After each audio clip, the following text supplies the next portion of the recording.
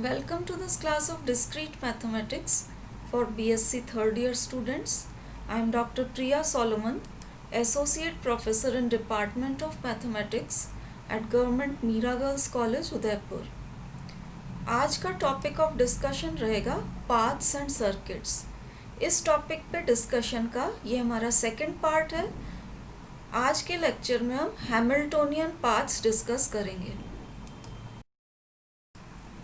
तो सबसे पहले हम स्टार्ट करेंगे वेटेड ग्राफ की डेफिनेशन से।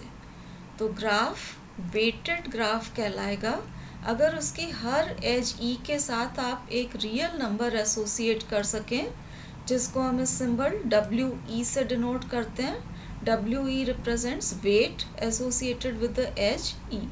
कभी कभी इसको लेंथ भी कहा जाता है। This is also called the length of the edge ई।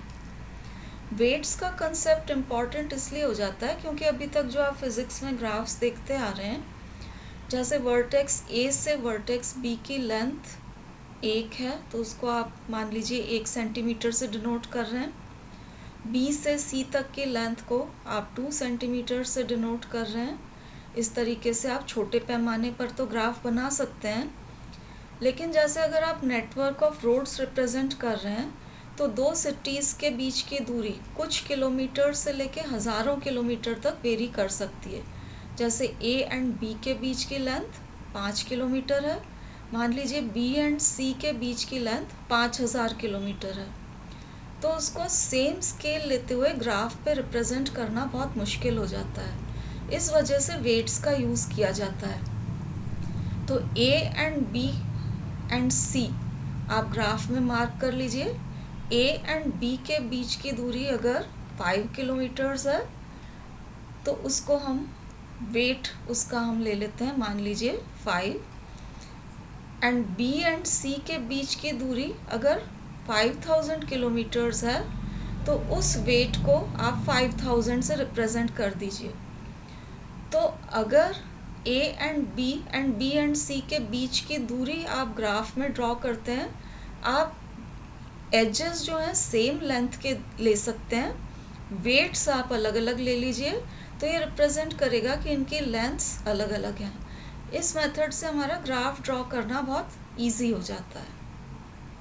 अब हम डिफाइन करेंगे हैमिल्टोनियन पाथ एंड सर्किट।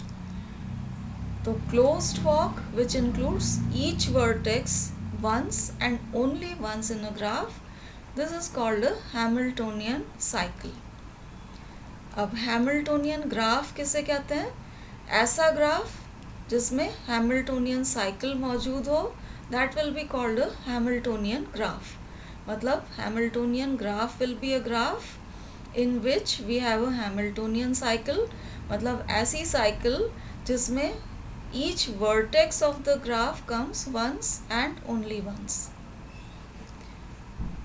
अगर आपको कंप्लीट वेटेड ग्राफ दे रखा है तो उसमें हम हैमिल्टोनियन साइकिल कंस्ट्रक्ट कर सकते हैं। तो अब हम मेथड देखेंगे, method of construction of Hamiltonian cycle. यहाँ जी हमने ले रखा है कंप्लीट वेटेड ग्राफ। तो इसके लिए जो प्रोसीजर फॉलो की जाती है वो आप देखिए।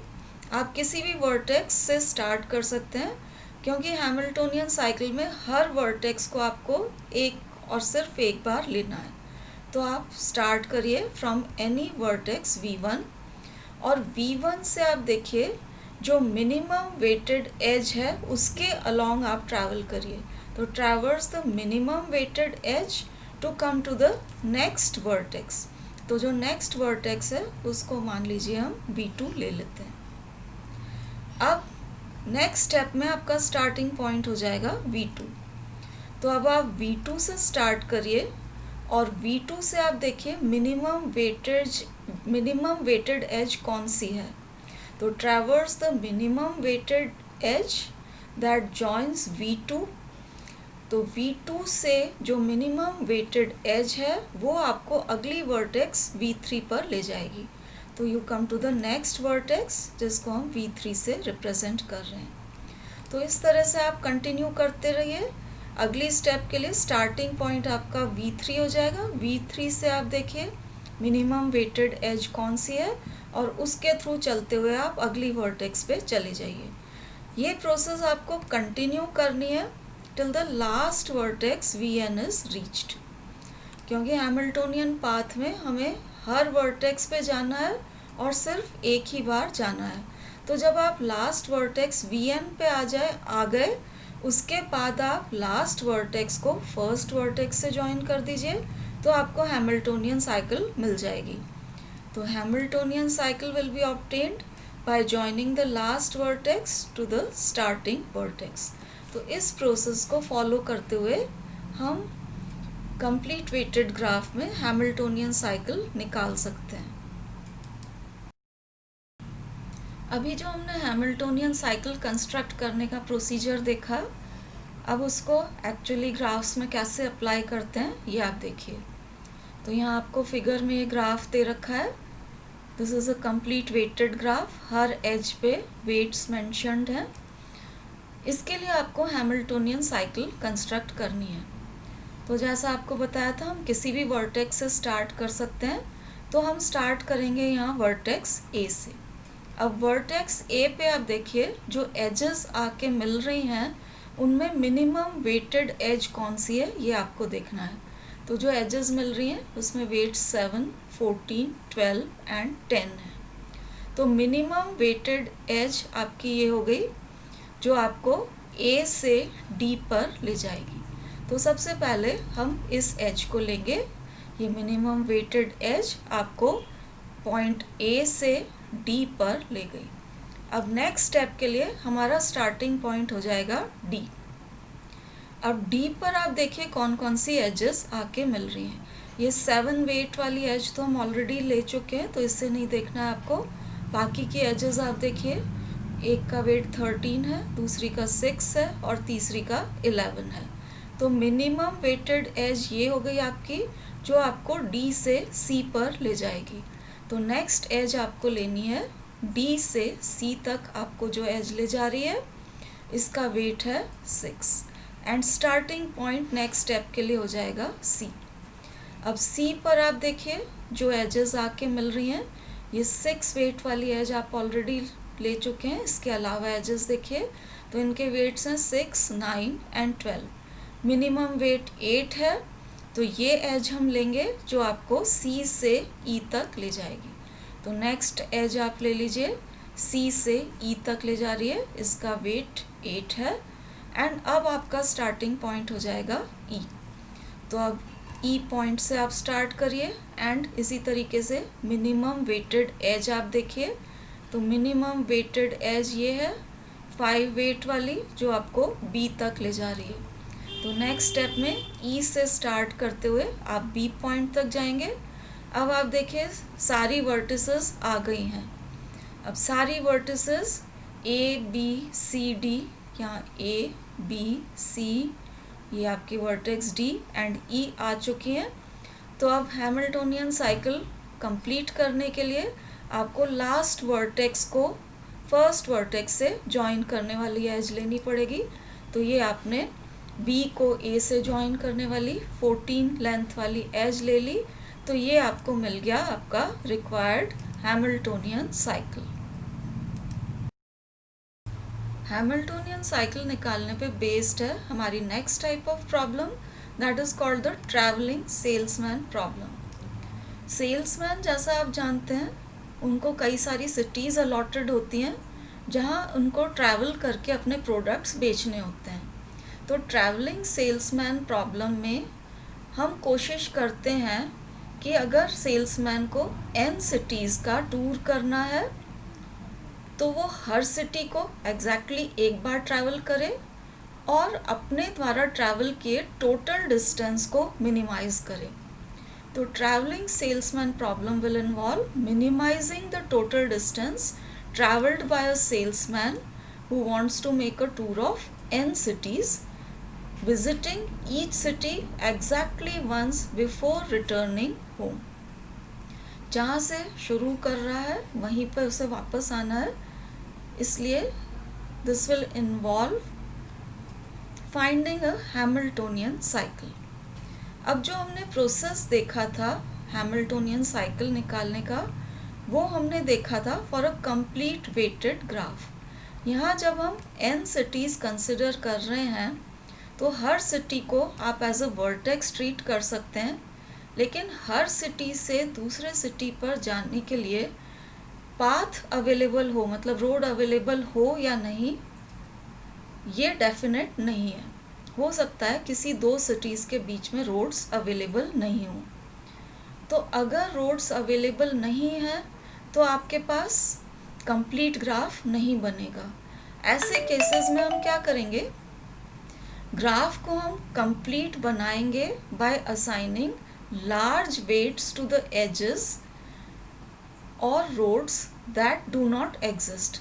अगर दो सिटीज़ के बीच में रोड अवेलेबल नहीं है तो हम मानेंगे कि उनके बीच में बहुत लार्ज वेट की रोड अवेलेबल है, बहुत लार्ज लेंथ की रोड अवेलेबल है। तो इस तरह से आपको कंप्लीट ग्राफ मिल जाएगा। तो हम ग्राफ ऑब्टेन करेंगे whose vertices represent cities and edges represents roads between the cities. Graph can be assumed to be complete by assigning large weights to roads that do not actually exist. इस तरह से आपको मिल जाएगा complete weighted graph, और उसके बाद आप minimum weight Hamiltonian cycle निकाल लीजिए तो आपकी ट्रैवलिंग सेल्समैन प्रॉब्लम सॉल्व हो जाएगी और मिनिमाइज आप कर सकेंगे total distance travelled by a salesman who is visiting each city exactly once. अब ट्रैवलिंग सेल्समैन प्रॉब्लम सॉल्व करने का एक एग्जांपल देखते हैं। यहाँ आप ग्राफ में देखिए, ये vertices A, B, C, D, E, F, G and H ये डिफरेंट सिटीज़ को रिप्रेजेंट कर रही हैं। इनके बीच के जो रोड्स हैं उनको वेट्स दे रखे हैं, ये हर एज पे हमने वेट रिप्रेजेंट कर रखा है। तो आपको ट्रैवलिंग सेल्समैन प्रॉब्लम सॉल्व करने के लिए मिनिमम वेट हैमिल्टोनियन साइकिल निकालनी पड़ेगी। तो स्टार्टिंग वर्टेक्स हम A ले लेते हैं। अब आप देखिए A से B, B से C, C से D, D से E एंड E से F आने पर आपके लिए सिर्फ और सिर्फ एक ही पाथ अवेलेबल है, तो इसी पाथ को लेते हुए आपको A से F पर आना पड़ेगा। तो इस पाथ के थ्रू आप A से F पर आएंगे, लेकिन जब आप F पे आए तो यहाँ पर दो पाथ्स F से अवेलेबल हैं। तो आपको दो ऑप्शंस मिलेंगे। F से वापस A पर जाने के लिए आप पहले F से H पर जा सकते हैं, then H to G and G to A। या दूसरा ऑप्शन आप इस तरह से कर सकते हैं कि आप पहले F से G पे आएँ, देन G से H and then H to A। तो अब आप देखिए, क्योंकि दोनों ही ऑप्शंस में A से F तक आने का पाथ तो एक ही है, तो यहाँ जो हमने दो ऑप्शंस लिखे हैं A एंड B से रिप्रेजेंट कर रखा है, A से F तक आने का पाथ तो दोनों में सेम रहेगा। चेंज जो आएगा F ऑनवर्ड्स आएगा। तो फर्स्ट पाथ में हम F से H पर गए, H से G एंड G से A पर गए। तो A से F तक जाने का पाथ, क्योंकि दोनों ही ऑप्शंस में सेम है, इनके आप वेट्स जोड़ेंगे तो A से F तक के वेट्स भी सेम रहेंगे। तो मिनिमम वेट साइकिल जो आपको निकालनी है, आप फर्स्ट ऑप्शन में देखिए, हम F से पहले H पर जा रहे हैं तो वेट हुआ 6, देन H से G पर गए तो वेट हुआ 5 एंड G से A पर गए, G से A पर जाने में weight of this edge is 1। तो सम ऑफ वेट्स, जब आप F से A पर जा रहे हैं, सम ऑफ वेट्स हो रहा है आपका 6 + 5 + 1, टोटल वेट हो गया आपका 12। दूसरा पाथ जब आप ले रहे हैं तो आप पहले F से G पर जा रहे हैं, देन G से H एंड H से A। तो सम ऑफ वेट्स हो जाएगा 7 + 5 + 3, यहाँ पर वेट हो गया 15। तो फर्स्ट ऑप्शन में F से A आने पर सम ऑफ वेट्स हो रहा था 12, और यहाँ पर हो गया 15, तो हम फर्स्ट पाथ प्रेफर करेंगे क्योंकि यहाँ पर सम ऑफ वेट्स कम आ रहा है।